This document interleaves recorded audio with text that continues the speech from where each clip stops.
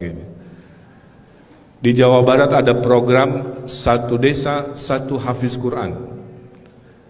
3 tahun terakhir saat saya memimpin, alhamdulillah dari 5.300 desa sekarang sudah 4.700-an desa punya penghafal 30 juz Al-Quran. Sehingga di sisa jabatan saya sampai tahun depan saya berdoa, ya Allah, mudah-mudahan seluruh desa di zaman saya menjadi gubernur tidak ada yang tidak punya penghafal 30 juz.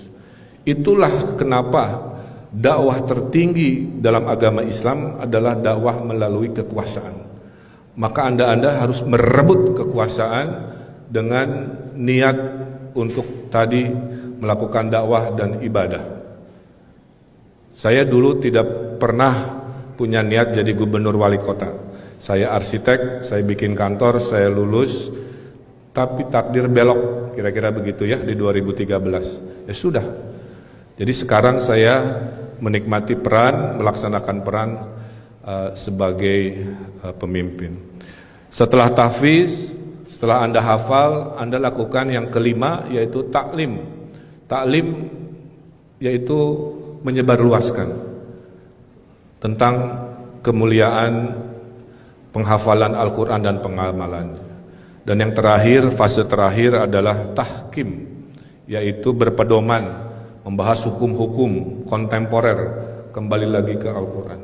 Jadi saya doakan semua yang muslim di sini tidak hanya berhenti di tilawah, kira-kira begitu ya.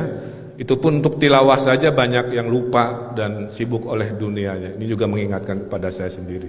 Setelah di tilawah kita fahami tadi tafhim, kemudian hafalkan tahfiz, kemudian yang ketiga tanfiz, melaksanakan tahfiz, taklim, dan berakhir dengan tahkim. Nah, mudah-mudahan kita menjadi manusia yang naik kelas di akhir bulan Ramadan tadi. Saya titip juga kalau siang hari mungkin panas di Jogja, suka tidak konsen, hati-hati jangan pura-pura lupa puasa ya. Sering terjadi itu dengan alasan tertentu dan harus fokus karena azan asar itu mirip dengan azan maghrib ya. Jadi hati-hati, saya banyak mendengar tiba-tiba berbuka dengan alasan sudah azan dan langit gelap karena mendung padahal masih asar. Nah,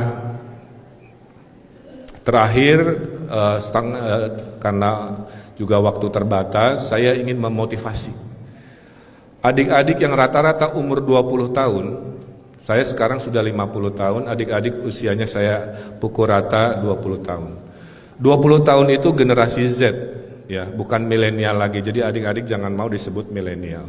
Milenial itu yang sudah punya anak 2, yang lagi krisis identitas gitu ya, mau pindah-pindah kantor, bingung karirnya, kira-kira begitulah, korban-korban Crazy Rich Binomo apa yang gitu-gitu. Itu rata-rata milenial, ya. Kalau lahir sebelum tahun 60-an itu disebut generasi baby boomer, orang tua saya. Kalau lahir tahun 70-an kayak saya, itu disebutnya generasi X ya.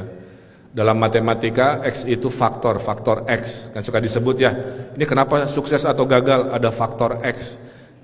Artinya tidak jelas. Jadi memang saya dan Pak Ganjar generasi X, generasi tidak jelas.